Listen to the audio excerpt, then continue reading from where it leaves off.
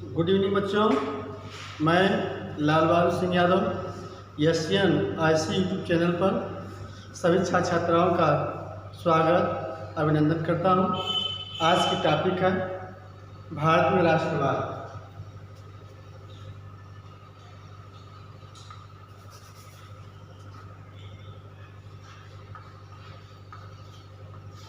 भारत में राष्ट्रवाद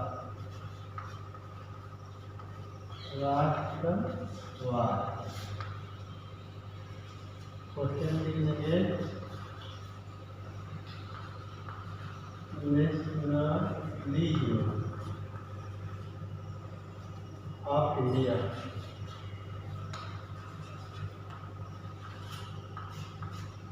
आज की टॉपिक यही है। इसका इंट्रोडक्शन देख लीजिए। परिचय।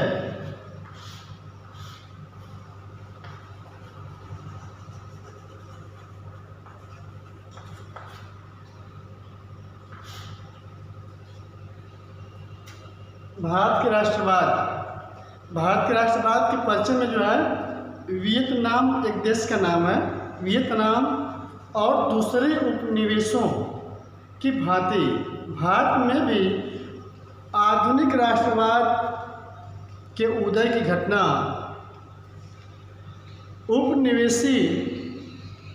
उपनिवेशों के विरोध में आंदोलन से घनिष्ठ रूप से जुड़ी हुई है। कहने का मतलब कि जो हमारे देश में, जैसे अमेरिका में, वियतनाम में, अन्य उपनिवेशवादों के देशों में जो उपनिवेश की घटना थी, जिसके विरोध में आंदोलन शुरू किया गया, वही हाल भारत की भी थी। यह कहने का मतलब है भारतीय लोग औपनिवेशिक शासकों के विरुद्ध संघर्ष के दौरान, किसके दौरान? संघर्ष के दौरान आपसी भाईचारे का नाता और धर्म में भिन्न जाति वर्ग या धर्म में होते हुए भी वह आपसी संबंध को बनाए रखने का एक यही जो है शिकंजा कसना जरूरी था। कहने का मतलब यह है कि इस परिचय वाले इंट्रोडक्शन में जो है, भारत के राष्ट्रवाद का उदय कैसे हुआ। जब हम देखते हैं अमेरिका, वियतनाम को, अन्य उपनिवेश वाले देशों को, वे कैसे कैसे उपनिवेशों के से संघर्ष किए और उनके औपनिवेशिक शासकों को ध्वस्त किए। हम देख करके भी हमारे देश के, हिंदुस्तान के लोगों ने यह आंदोलन छेड़ा और धीरे धीरे संघर्ष करते करते हम जो है इस कगार पर पहुँचे कि सन 1947 को स्वतंत्र हो गए, आज़ाद हो गए। काफ़ी लंबा समय लगा इस आज़ादी में, अपने स्वयं के संविधान के निर्माण में काफ़ी लंबा समय लगा। लेकिन जितने अन्य देश, जैसे ये अमेरिका है, फ्रांस है, ये तमाम देश, वियतनाम है, तमाम देश जो है कम समय में अपने आप को स्वतंत्र कर लिए, अपना संविधान बना लिए, अपने लोकतंत्र को लागू कर लिए। हमने अगली वीडियो में बताया था कि नहीं जो है कि लोकतंत्र जिस देश में आंदोलन हुआ, लोकतंत्र का मतलब यह है कि सबकी भागीदारी, शासन सत्ता में चुनाव के माध्यम से किसी वर्ग के व्यक्ति को शीर्ष स्थान पर शासक के रूप में चुनना। जैसे अब्राहम लिंकन ने बताया, जनता के लिए, जनता के द्वारा किया गया शासन ही लोकतंत्र है। लोकतंत्र की परिभाषा यही बताता है। कौन कहा था? Abraham Lincoln. यह काले गोरे के भेद को समाप्त करने के लिए उन्होंने इसको दिया। लेकिन हम बता रहे हैं हिंदुस्तान की बात, भारत में राष्ट्रवाद बता रहे हैं। तो कहने का मतलब यह है कि इसमें देख लीजिए, प्रथम विश्व युद्ध,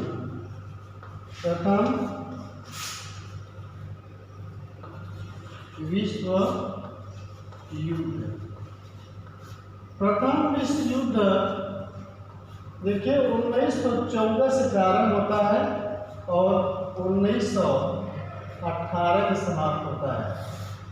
ये इसकी डेट है। 1914 में प्रारंभ होता है और 1918 में समाप्त होता है। कहने का हमारा मतलब यह है कि प्रथम विश्व युद्ध में भारत जो था गुलाम था, उस समय अंग्रेज़ों का शासन था और अंग्रेज़ जो है क्या करते थे और भारतीय सेना को ले जा करके इस युद्ध में भाग लिए। कहा कि देखिए यदि आप हमारा साथ देंगे तो आपको हम जो है आज़ाद कर देंगे, आपका संविधान होगा, आपका शासन होगा, सारा कुछ जो तो आपका होगा, यह कहने का मतलब। लेकिन यह सेना जो है इसमें भाग लेने के बावजूद जो है लेकिन इसमें कुछ हुआ नहीं, इससे हमें कुछ लाभ नहीं मिला। इसमें देखिए दो गुट था, इसमें दो गुट था। प्रथम गुट था प्रथम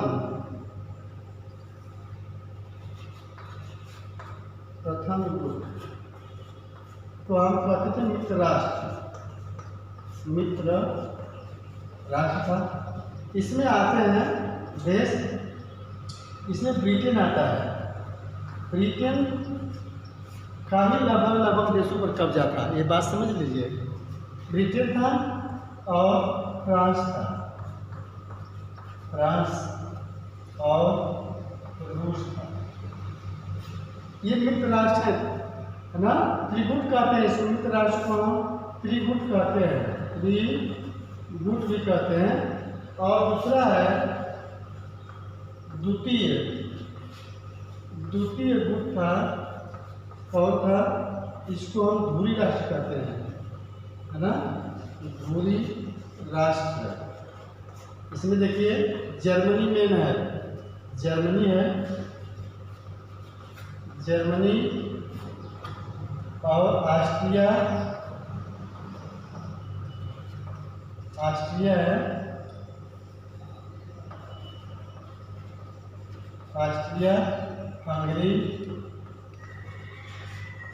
हंगरी है, हंगरी हो गया, ऑस्ट्रिया, जर्मनी, ऑस्ट्रिया, हंगरी और जो है देश में थे क्या करते हैं। कहने का मतलब यह है ये देश इसमें भाग ले रहे हैं 14 से 18 वाले, और इसमें जो है मेन ब्रिटेन है, इसमें जर्मनी है, इसमें ब्रिटेन है, इसमें जर्मनी है। इस तरीके से ये युद्ध होता है और भारत में जो है ब्रिटेन की तरफ से जो है सेना चली गई थी। और किस लिए? इसलिए कि उनका शासन था, शासन के बावजूद जो है एक आशा थी, आशा की किरण ये थे कि हम आज़ाद हो जाएंगे। इस आज़ादी के लिए जो है हमने जो कहा गया हमने किया, और लेकिन हमारे देश के जो लीडर थे ये नहीं चाहते थे कि ये सब सेना जो है इसमें भाग ले। उनका कहना था कि यदि हम इन अंग्रेज़ों को यदि मजबूर करें, यदि कहीं विश्व युद्ध में फंसे हुए हैं, यदि हम भी आंदोलन को छेड़ेंगे तो निश्चित रूप से वह चारों तरफ जो है बध जाएंगे और हमें आज़ाद कर देंगे। ठीक, कहने का मतलब यह है कि उसमें हमारा आंदोलन थोड़ा नेताओं से कमज़ोर था, तमाम लोग हर तरह से दबे हुए थे, मध्यम वर्गीय और मजदूर वर्ग ही आज लीडर का काम कर रहा है। ऐसे जितने भी बड़े बड़े व्यवसायी हैं, राज घराना है, रियासतें हैं, वह कभी नहीं चाहा कि नहीं जो हम आज़ाद हो जाएं। आज़ादी का मतलब वह यह नहीं चाहते, लोकतंत्र के बारे में उनका ख्वाब नहीं था। वे चाह रहे थे कि हमारी विरासत जो बनी रहे और हम राजा की तरह कार्य करें। कभी वो आंदोलन में इसलिए भाग नहीं लिए कि हम यदि हमारे पर आएगा तो हम निश्चित रूप से जो है यह कार्य अपने स्वयं के लिए कर लेंगे। बात यह है, देख लो, ये तो रही प्रथम विश्व युद्ध की बात। और देख लीजिए 1915 कहने का मतलब यह है कि 1913 में, इसको रुकिए अभी, 1913 में महात्मा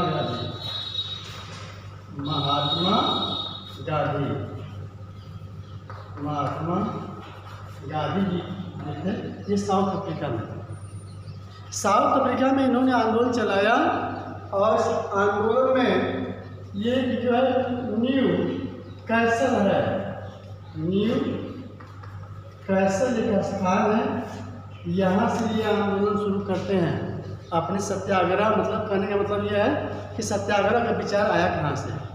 न्यू कैसल के यहाँ से जो है यह आंदोलन को प्रारंभ करते हैं और कहाँ जाते हैं, ट्रांसवाल यह स्थान है, ट्रांसवाल न्यू कैसल में है। यहाँ से ट्रांसवाल की ओर ये अपने आंदोलन को लेकर के आगे बढ़ते हैं, अपने जुलूस को लेकर आगे बढ़ते हैं। जब जुलूस को लेकर आगे बढ़ते हैं तो गांधी जी को अंग्रेजों ने गिरफ्तार कर लिया, उन्हें रोका।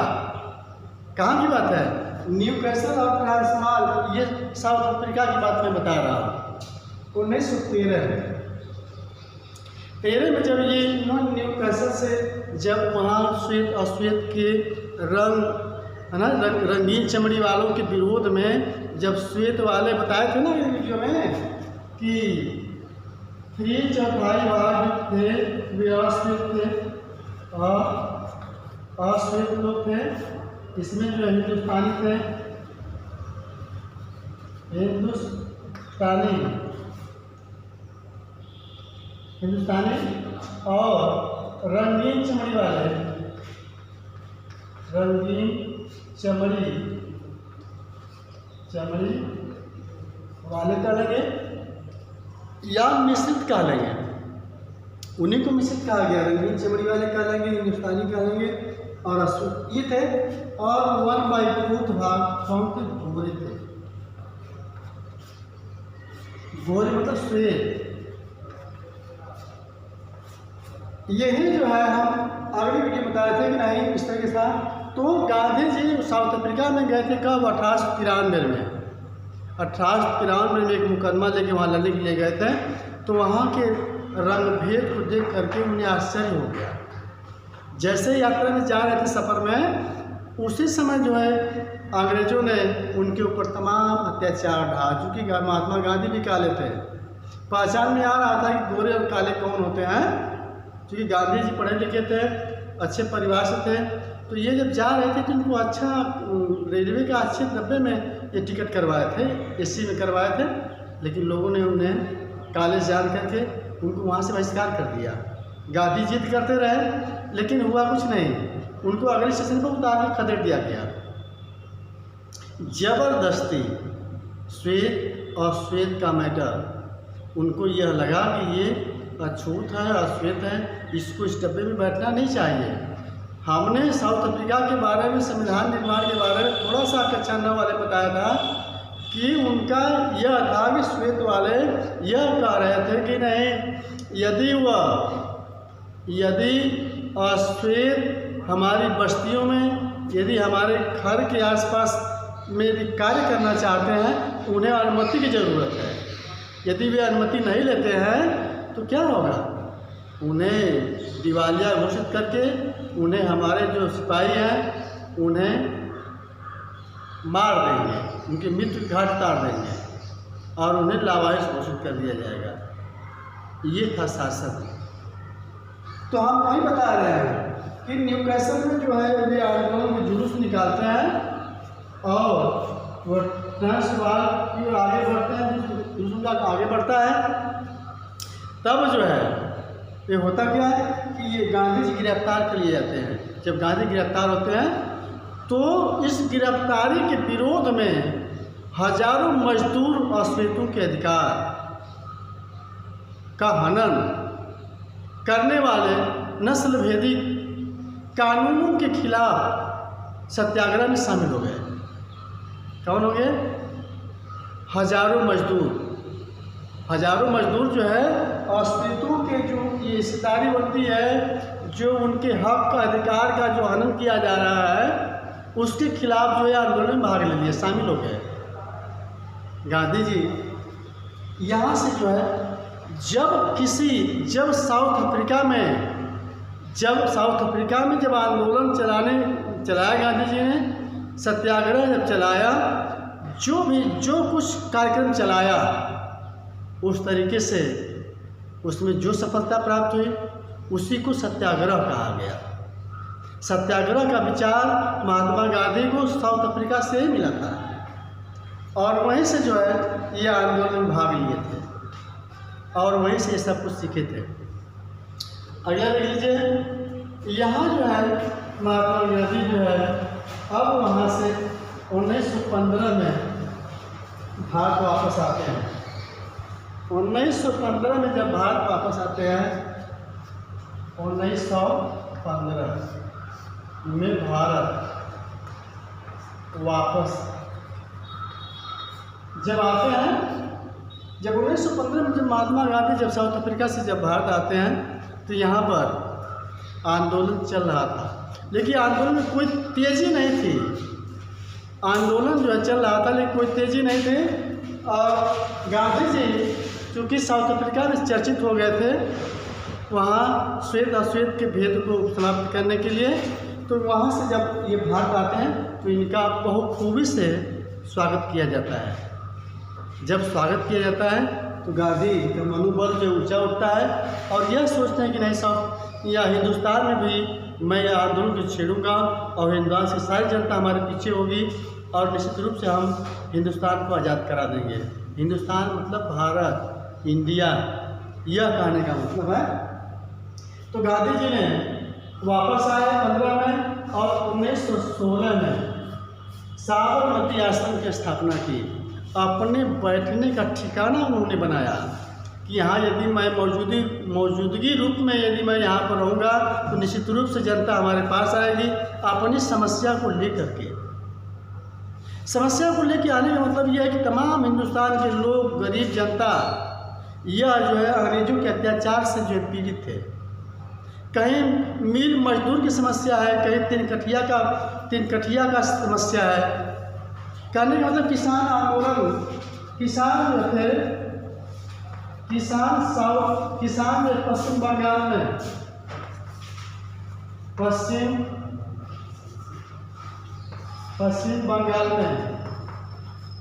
पश्चिम बंगाल में नील की खेती अंग्रेज जो है करवा रहे थे और वह यह कह रहे थे कि किसी भी भाग का 1/20 भाग, है ना, 3 कठिया मतलब 3, है ना, 3 कठिया का मतलब था 1/20 भाग जो है वह जो है खेती के लिए कहा गया कि खेती करने के लिए वह 3 कठिया में वह 1/20 भाग जो है वह खेती के लिए निश्चित कर दिए थे। धीरे धीरे जब ब्रिटेन का विकास हो गया, तमाम तकनीकी के रंग निकल गए, तब जो है उन्होंने धीरे धीरे खेती पर जो है वह जो उनका मूल्य था नील की खेती जो करने का, तो वो मूल्य धीरे धीरे कम कर रहे थे। जैसे जो देना चाहिए वो नहीं दे रहे थे, क्योंकि उनको जो है रंग, जो फर्टिलाइजर, जो कृत्रिम रूप से जो रंग बनता है वह जो है उनको उपलब्ध होने लगा, कम पैसे में होने लगा। तो धीरे धीरे वो खेती करवा रहे हैं मजबूरन, बेशक, और उसकी कीमत तो घटा दे रहे हैं। अब जनता परेशान है। परेशान इसलिए है कि वो जो उसका जो खेत था वह अधिक मात्रा में, वह जो अधिक से अधिक फसल जहाँ उपजाऊ भूमि है उसी भाग पर करवा रहे थे। उस भाग पर करवाने का मतलब यह है कि जब करवा रहे थे और उनकी उचित मूल्य नहीं दे रहे थे, तब लोग आंदोलन कर रहे थे कि तुम हमारा खेती तो करवा रहे हो, कम से कम खेती बंद कर दो। जब आपको इसकी आवश्यकता नहीं है तो खेती हमारा बंद करवा दीजिए। यह बात कहते हैं लोग, लेकिन वह जो है करता नहीं है। कीमत को धीरे धीरे घटा रहा है, लेकिन खेती करने से रोक नहीं रहा है। यह धीरे धीरे अत्याचार जो है बढ़ता जा रहा है, ठीक ना। तो यहाँ जो है महात्मा गांधी जो है यह बात जो, जब महात्मा गांधी 1916 में जब साबरमती आश्रम की स्थापना की, तो उस समय जो है वहाँ एक किसान, मजबूर किसान, जो कि हर समस्या को हर जगह रखते हैं लेकिन कोई इसको कुछ कर नहीं पाता है, तो उनको यह बात आई कि नहीं, महात्मा गांधी अभी अभी साउथ अफ्रीका को आज़ाद करा करके, साउथ अफ्रीका में सत्याग्रह आंदोलन को छेड़ करके वहाँ से वापस आए हैं और निश्चित रूप से हमारी समस्या को सुनेंगे और हमारा हल निकालेंगे। चलिए हम लोग वहीं चलेंगे, वहीं जाते हैं। इसी आंदोलन में जो है 1917 में 1917 1917 में चंपारण आंदोलन होता है। चंपारण जो है आंदोलन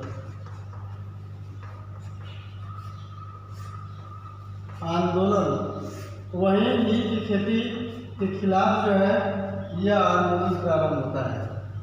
महात्मा गांधी उन मजदूरों को, उन किसानों को लेकर के वहाँ पर जो है जाते हैं। ठीक, कहने का मतलब हमारा ये है कि इस आंदोलन में जब भाग लेते हैं चंपारण में, तो तमाम जो भी नील की खेती करने वाले जो भी किसान थे सब इनके साथ हो गए और इन्होंने इस आंदोलन में भाग लेकर के धरना प्रदर्शन शुरू किया शासन के खिलाफ। तो ये आवाज़ अंग्रेज़ों के जब बीच में जाती है कि नहीं, महात्मा गांधी जो साउथ अफ्रीका से वापस आया है वह जो है इस आंदोलन में भाग लिया है, तो निश्चित रूप से इसकी बात को मान लेना चाहिए, नहीं तो पूरे हिंदुस्तान में यह संघ बना लेगा और आंदोलन को छेड़ देगा। महात्मा गांधी का कहने का मतलब यह था कि जब यह आंदोलन में साउथ अफ्रीका में जब भाग लिए थे तो वहाँ जो है इन्होंने सत्य अहिंसा है ना का इसी को और सत्याग्रह को ही ये अपना हथियार बनाए हुए थे। जो इनका हथियार था इसी पर बना हुआ था। इसी के चलते जो है हम कोई हिंसा नहीं करेंगे, हम कोई गोली बारूद का प्रयोग नहीं करेंगे, हम अपनी बात में यदि सच्चाई है, हमारा हक है तो हमको निश्चित रूप से मिलना चाहिए और इसी के बल पर मिल जाएगा। इसी से वो जो है अपनी बात को यहाँ पर छेड़ते हैं।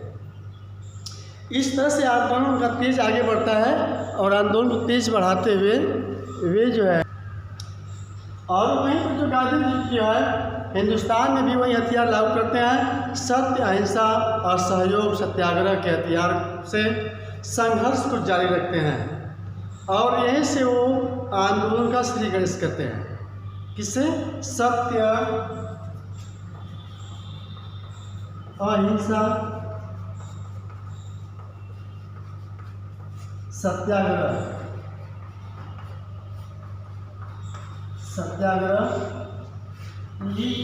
इन्हें सबसे यही अपना हथियार समझते हैं और इसी से आंदोलन का श्री गणेश करते हैं। हिंदुस्तान में भी यह आंदोलन चलता है और उन्हें जो है सफलता प्राप्त होती है। उनकी बात को मनवाते हैं, या तो उचित मूल्य रखो या तो इस खेती को जब तुमको रंग मिल ही रहा है तो इस खेती को बंद करवा दो। वही हुआ, गांधी जी को सफलता मिली और वहाँ किसान जो है वहीं से गांधी का कद जो है थोड़ा सा हिंदुस्तान में ऊंचा होता है और पुनः जो है अपने आश्रम पर जाते हैं, साबरमती आश्रम पर, और वहीं से जो है वे आंदोलन छेड़ते हैं।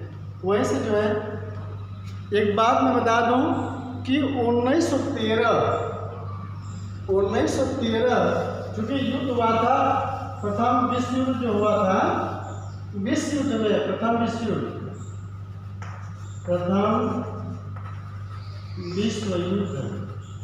कुछ बातें छूट गई थी इसमें का, थोड़ा सा देख लो उसको।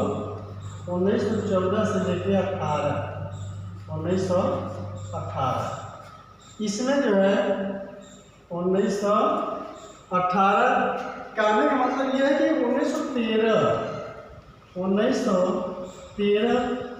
और 1918 एक दौर ये हो गया और एक दौर ये है 1918 से 1919, 1920 से 1920-21 है ना। ये दौर ऐसा दौर रहा है कि जब यह युद्ध प्रथम विश्व युद्ध हुआ, इस युद्ध में इतनी जनधन की हानि हो गई, जनधन की हानि होने के कारण जो है यह देश में अकाल पड़ गया और इसी समय एक फ्लू नाम की एक बीमारी आई थी। महामारी चलेंगे, बीमारी नहीं चलेंगे, फ्लू नाम की एक महामारी आ गई थी, जिसमें इस महामारी से 120 से 130 लाख जनता जो है मारी गई या इससे प्रभावित होकर के मर गई। कब दौर चला था? 1920-21 में। 1920 और 21 में यह एक ऐसा दौर चला था कि उसमें फ्लू महामारी आई थी और उसमें 120 से 130 लाख जनता जो है मर गई थी। और उस समय इतना अकाल पड़ गया, इतना अकाल पड़ गया कि भूखों मरने लगे। ठीक, ये जो है प्रभाव था प्रथम विश्व युद्ध का। और तो बता दें आपको कि इसमें कीमत को दोगुनी कर दी गई। कहने मतलब 13 और 18 का जो दौर है इसमें जन भर की क्षति होती है और हर वस्तु की कीमत बढ़ जाती है। किसी वस्तु को कीमत कब बढ़ती है? जब उसकी मांग बढ़ जाती है। उत्पादन कम होगा, मांग ज़्यादा होगी तो कीमत को बढ़ा करके उसकी पूर्ति की जाती है। वही दौर जो है आज प्रेजेंट टाइम में गुजर रहा है। ठीक है ना? जो कोरोना का जो दौर चल रहा है, इस कोरोना के दौर में न तो कोई कंपनी कार्य कर रही है, न तो कहीं से कोई उत्पादन हो रहा है। इसलिए जो है जनता पर क्या हो रहा है, एक बोझ बढ़ता जा रहा है, बेरोजगारी बढ़ती जा रही है, भुखमरी बढ़ती जा रही है। वैसे ही जो है उसमें फ्लू नाम की बीमारी थी और उस समय इस आंदोलन के चलते, इस युद्ध के चलते जो है हिंदुस्तान में भी वह भुखमरी आ गई थी, जिससे कि काफ़ी मंदी आ गई थी, है ना। चलिए ठीक है, आज यही देख लीजिए। इसके बाद जो है मैं खेड़ा आंदोलन, खिलाफत आंदोलन अगली वीडियो में मैं वहाँ से प्रारंभ करूँगा, क्योंकि लगातार जो है भारत के राष्ट्रवाद का जितना भी आंदोलन है मैं समाप्त कर दूँगा। धन्यवाद।